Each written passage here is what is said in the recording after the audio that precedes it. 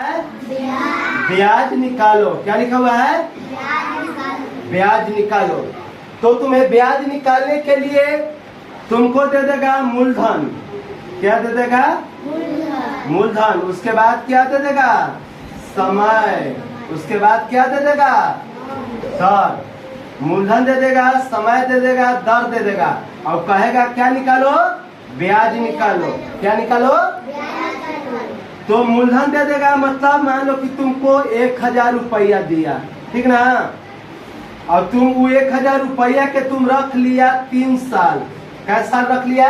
3 साल। और दर मान लो कि दे दिया 5% कि लेंगे बाबू 100 रुपया दे रहे हैं तो हम 5 रुपया लेंगे। 100 रुपया का 5 रुपया ब्याज लेंगे।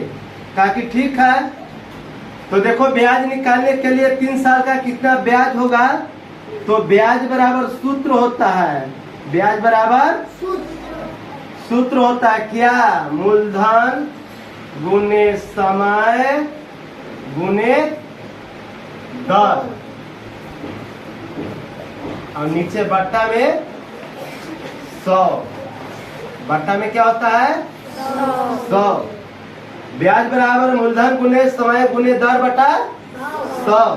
तो लिखो ब्याज तो नहीं दिल है तो लिखेंगे कि ब्याज बराबर मूलधन दिल है कितना? 1000 रुपया। ठीक। समय दिल है कै वर्ष? 3 वर्ष। दर कितना दिया हुआ है? 5%। नीचे 100 सूत्र में। ठीक। चलिए काटो। नीचे 2 जीरो है तो 2 जीरो ऊपर 2 जीरो काट देंगे। 2 जीरो से 2 जीरो खत्म। नीचे अब कोई बच रहा है? नहीं बच रहा है। नीचे तो केवल 1 है, 1 का विलेशन नहीं होता है। ऊपर में देखो क्या लिखा बच रहा है? 10 गुने 3 गुने 5 तो 10 ती आई। 3 से गुना करो 10 ती आई 30 और 30 बचे 150। 30 बचे 150। यही हमारा 150 रुपया क्या हो गया? ब्याज। क्या हो गया? ब्याज। ब्याज इसी तरह से निकलता है।